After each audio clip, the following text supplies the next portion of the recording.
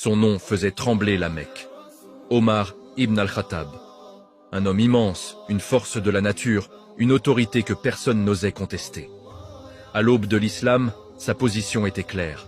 Il était l'ennemi juré des premiers musulmans. Pour lui, cette nouvelle foi menaçait les traditions de ses ancêtres, l'équilibre de sa tribu, Quraysh.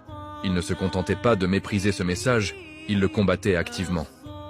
On raconte qu'il n'hésitait pas à user de la force contre les croyants, les traquant sans relâche, cherchant à étouffer cette flamme naissante par la peur et l'intimidation. Les musulmans de l'époque, encore peu nombreux et vulnérables, vivaient dans la crainte de sa fureur. Il incarnait l'opposition la plus dure, la plus intransigeante, au message du prophète Muhammad. Que la paix et les bénédictions soient sur lui.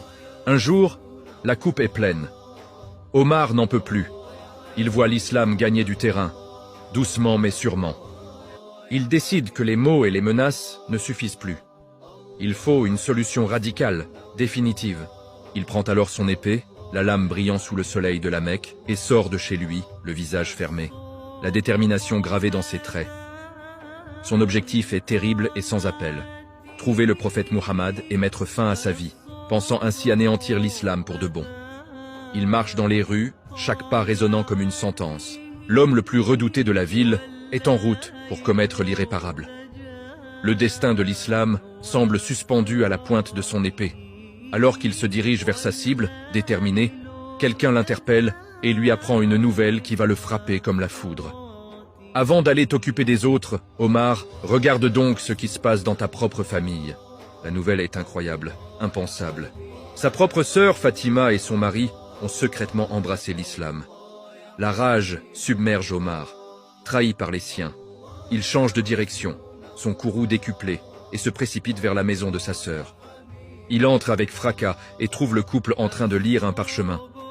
Furieux, il les confronte, et, dans sa colère, il frappe sa sœur. Elle tombe, le visage en sang, mais dans ses yeux, aucune peur. Juste une foi inébranlable. Le sang sur le visage de sa sœur, son regard courageux. Tout cela provoque un court-circuit dans l'esprit d'Omar. Son geste l'a choqué lui-même. Un instant de silence s'installe, lourd de conséquences. Puis son regard est attiré par le parchemin tombé à terre. Une curiosité mêlée de remords le pousse à demander ce que c'est. Sa sœur, après avoir purifié le document, le lui tend. Ce sont des versets du Coran, du début de la sourate Taha. Omar commence à lire. Les mots, la puissance du message, la beauté du style. Tout cela le transperce. Il lit la description d'un Dieu de miséricorde qui n'a pas révélé ce livre